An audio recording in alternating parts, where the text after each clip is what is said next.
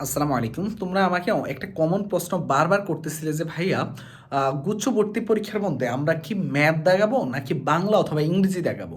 ভাইয়া আমি তোমাকে কয়েকটা বিষয় বলি। গুচ্ছভুক্ত ইউনিভার্সিটি যে বিশ্ববিদ্যালয়গুলো আছে এই প্রত্যেকটা বিশ্ববিদ্যালয়ের জন্য কিছু রিকোয়ারমেন্ট থাকবে, কম বেশি ম্যাক্সিমাম বিশ্ববিদ্যালয়ে। তো ম্যাথের জন্য একটা রিকোয়ারমেন্ট থাকবে, ম্যাথ রিলেটেড সাবজেক্টগুলো পড়ার জন্য তোমাকে ম্যাথ দেখানো লাগবে। রিকোয়ারমেন্ট কিন্তু এটা তোমার কি, এটা ম্যাক্সিমাম ইউনিভার্সিটি দিবে। যখন তুমি ম্যাথ দেখাবে না, তার মানে তুমি ম্যাথ রিলেটেড সাবজেক্টগুলো নিয়ে আর অ্যাপ্লাই করার সুযোগ পাবা না, তুমি যেই মার্কে পাও না কেন। এখন তুমি বলতে পারো যে ভাইয়া আমার তো আগে চান্স নিশ্চিত করা লাগবে, তাহলে বাংলা ইংরেজি।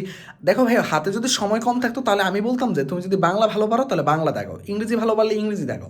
বাট যেহেতু এইবার গুচ্ছভুক্ত ইউনিভার্সিটিগুলোতে তোমার 2 মাসের উপরে সময় আছে, ভাইয়ার কথাগুলো একটু বোঝার চেষ্টা করো। 2 মাসের উপরে যেহেতু এবার সময় আছে, সেহেতু তুমি ম্যাথ নিয়ে ট্রাই করো ভাইয়া। 15 দিন 20 দিন ট্রাই করো। যদি দেখো যে না, 15-20 দিনে তুমি দেখতেছো যে ম্যাথ থেকে আউটপুট বের করতে পারতেছো না কিছুটা, তোমার মনে হচ্ছে যে না ম্যাথ থেকে ভালো কিছু বের হওয়া পসিবল না, তাহলে তুমি বাংলা ইংরেজিতে সর্বোচ্চ মার্ক পাও এবং তুমি বায়োলজি রিলেটেড সর্বোচ্চ মার্ক পেয়ে বায়োলজি রিলেটেড সবচেয়ে সেরা সেরা সাবজেক্ট নিয়ে পড়ো, আমার কোনো সমস্যা নেই ভাইয়া। বাট তুমি যদি ধরো ভাইয়া মিডল ক্লাস মার্ক পাও বাংলা ইংরেজি দাগে, তাহলে কিন্তু ভাইয়া তোমার জন্য অনেক সময় ভালো সাবজেক্ট পাওয়াটা বা অনেক সময় বিশ্ববিদ্যালয়ে চান্স না পাওয়াটা অনেকটা হয়ে যাওয়ার কারণ হয়ে যাবে, কারণ ম্যাথ দাগাওনি।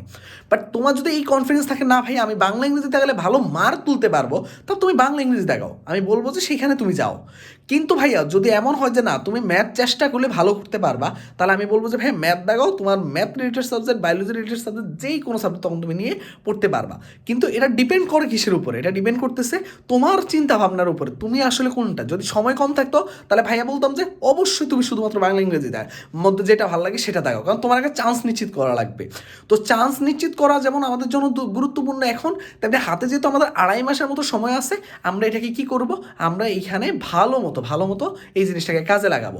তো এই জিনিসটাকে যদি আমরা ম্যাথের মাধ্যমে কাজে লাগাতে পারি, তাহলে আমরা ম্যাথ রিলেটেড সাবজেক্টগুলো নিয়েও পড়তে পারবো।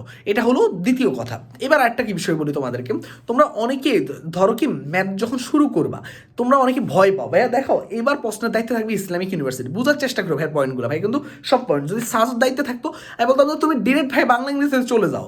যদি সাস্ট গুচ্ছের মধ্যে থাকতো, যখন সাস্ট দায়িত্বে থাকতো অথবা বিজ্ঞান প্রযুক্তি ইউনিভার্সিটি কেউ যদি দায়িত্বে থাকতো, তাহলে ভাইয়া কি বলতাম, ভাইয়া বলতাম যে তুমি চলে যাও ভাইয়া, তুমি ডিরেক্ট চলে যাও। বাট যেহেতু এখন ইসলামিক ইউনিভার্সিটি দায়িত্বে আছে, আমি বলবো যে ভাইয়া তুমি অবশ্যই ম্যাথের জন্য ট্রাই করো ভাইয়া, ম্যাথে ভালো করো ভাইয়া, ম্যাথ নিয়ে টার্গেট করো। মানে ম্যাথ নিয়ে ম্যাথকে করো না, মানে ম্যাথকে টার্গেট করো, বাংলা ইংরেজি না দাগিয়ে ম্যাথের দিকে ফোকাস দাও, তাহলে তোমার সকল সাবজেক্টও পড়ার সুযোগ পাবা, সিট সংখ্যাটাও বাড়বে। আমাদের গুচ্ছ ব্যাচে কিন্তু ভাইয়া 3 তারিখ থেকে ক্লাস শুরু হয়ে যাবে, 1 তারিখ ওরিয়েন্টেশন ইনশাল্লাহ। যারা যারা এখনও যুক্ত হয়নি দ্রুত যুক্ত হয়ে যেতে হবে প্রথম কমেন্টে, কারণ ডিসকাউন্ট চলতেছে, জিএসটি 200 কুপন। যদি মনে হয় যে না তুমি একা একা পারবে না, ভাইয়া যারা পরিশ্রম করতে পারবে না তারা কেউ আইসো না আমাদের ব্যাচের মধ্যে, শুধুমাত্র পরিশ্রমীরাই আমাদের ব্যাচে আসবে ভাইয়া। পরিশ্রম করতে পারলে এই ব্যাচে আসো ভাইয়া, তোমাকে আগমন করতেছিস, যদি পরিশ্রম করতে পারো তাহলে এই ব্যাচে আসো, ঠিক আছে?